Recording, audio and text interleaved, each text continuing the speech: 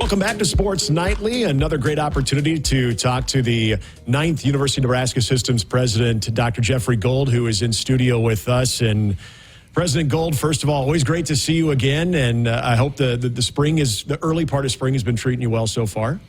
Absolutely. You know, every day is an opportunity to tell the story of this great university, and whether it's on the gridiron or the hardwood, whether it's in the classroom or the research labs.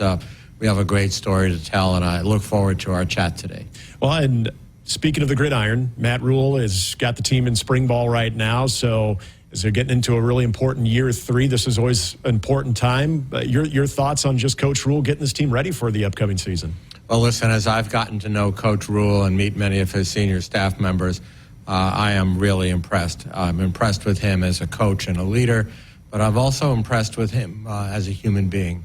You know, his sense of values and the way he cares for the players and their families is truly remarkable. So, as always, I am very optimistic about the upcoming season. You know, it's a complex time for all of intercollegiate athletics right now because of all of the NIL and revenue sharing pieces. This will be the first year that this will theoretically become a reality. We won't know for sure until around July 1st when this is all supposed to go into effect. And, you know, this is sort of like building an airplane in mid-flight. You know, there are many different pieces that got to be welded and soldered in place before we land. And so hopefully we'll land it well. I can tell you this. I know our athletic director and our coaches and are all over it. And I have a tremendous amount of confidence in the leadership of the Big Ten Conference. You know, I spent a good deal of time with Tony Petitti and my fellow presidents and chancellors, and these people get it, and they're going to try to make the best out of what is a very, very complex situation. It's remarkable and admirable, you and your colleagues throughout the Big Ten, because of they're really feel like we know how this is going to work, but no one really knows yet. So, but Nebraska, one of those schools that prides itself, we saw this with NIL too, of being ahead of the curve and making sure that they are right there in the forefront as opposed to a school catching up. And I mean, kudos to you and the Big Ten alike just for making sure that that's the case. Well, you know, I will tell you the communication among and between the 18 schools in the Big Ten, you know, now that we can count up to the 18, and our commissioner, the general counsel of the Big Ten, these people are incredibly committed. They pull us together frequently, one-on-one phone calls and group phone calls and Zoom meetings. And, you know, I was with the group in person at the Big Ten football playoff in Indianapolis, and just to be with them in person and to, you know, drink coffee and share common experiences, just really powerful. Well, I'm sure that's a lot of strategic planning that goes on there. Let's talk strategic planning with the university and setting priorities for the future. You recently asked university community for feedback on draft strategic framework. What does that framework entail, and what do you hope to accomplish with it? Well, this is a really important thing that we're doing together right now, and I underscore the word together, with feedback not just at the highest levels of the organization, meaning the chancellors and vice chancellors and the vice presidents, but feedback from the board, feedback from our alumni, but feedback from our faculty, staff, and students, and indeed, at some point, broad community stakeholder feedback. We've already gotten feedback from some of the large agricultural stakeholder organizations, such as Ag Builders and the Ag 40, and from some of our other healthcare groups as well. But the whole idea here is come up with a strategic framework with metrics and accountability for all, myself included, of course, but accountability for the campuses, accountability for the colleges, accountability for the individual departments as to what part of the strategic plan and the metrics they own.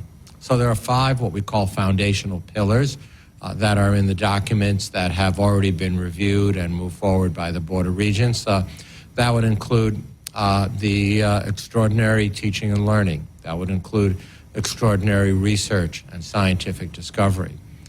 It would include extraordinary partnerships. It would include having an extraordinary and well-defined culture within the organization. Then finally, and very importantly, particularly in all things budget these days, it includes extraordinary stewardship and efficiencies among and between and across all of our campuses. Now, those 5 foundational pillars will have a number of strategies associated with them, probably somewhere, I would say, between 15 and 18 strategies. And each of those strategies will have metrics that will then drill down to the campuses, colleges, and to the respective departments, administrative units, etc. We will be holding each other accountable to deliver on these metrics and having clarity as to each of the units as how they participate in this and how they've had a chance to shape it is incredibly important. Well, you mentioned budget. The budget hearing for the University of Nebraska, it was held last month before the Appropriations Committee, and I understand you testified on behalf of the university. I did. Can you give us go with a high-level rundown of the budget and why it matters, if you can? So I was part of a group of approximately 10 individuals, some members of the Board of Regents, members of the community, to talk about why the budget of the University of Nebraska is so critical and to reinforce the fact that we are the public university system for the entire state of Nebraska. We have a tremendous role not only in economic impact and economic development, future workforce development, research, science, discovery, and creative activity, and of course athletics, the front door of many of our campuses. And that investing in us is both a good short-term and long-term investment. And I understand that the members of the Appropriations Committee, who we've gotten to know extremely well, and I've known and worked with many of them over the last decade, and certainly have had the incredible honor and pleasure of working with our governor, Jim Pillen, both in his role as a regent and now as a governor of our state. And they have hard decisions that they have to make. And we are grateful for what they do financially and what they do from a policy perspective to support the university. But at the end of the day, we've got to keep the lights on and keep the trains running and buy floor wax and light bulbs to make sure that the lights go on at Memorial Stadium at night, and make sure that our students and our faculty are well supported so that we can push back the frontiers of research. And so my time during this interaction, during this official testimony, was really built around conveying the value proposition of that we are a very high value part of the current day and the future of the state of Nebraska. You mentioned roughly 2/3 of the operational dollars comes from the state, while the other third coming from tuition. Mm-hmm. With the level of state support still unsure, how do you address continuing to keep the University of Nebraska affordable? You know, what our audience needs to understand, that for every 1% reduction in state dollars, that generally equals about a 2% increase in tuition if you were to just, do the straightforward math. So, for instance, if the state were to plus us up, as they did in the last biennium, between 2 and 2.5%, that prevented between a 4 and a 5% tuition increase that would have been passed back to our students, many of whom work either part-time or full-time to go to college, and to their families and their hard-earned dollars as Nebraskans who've been saving up, for their, entire adult careers to send their kids to college. I mean, there is no doubt, Nick, that the only way to uplift people and create social mobility is through education. Mm. And the more affordable and accessible that education is, the better. Now, I'm not saying we can't and shouldn't continue to tighten the belt. We do that every year. As a matter of fact, over the last 11 years, the estimates are we've taken between $135 and $140 million out of the university budget, recurring dollars that will never be made again, and that we've absorbed $150 million of inflationary costs over that same 10 or 11 year period. Those are huge numbers as it relates to what we can do and need to do every day. And that's where this partnership comes in.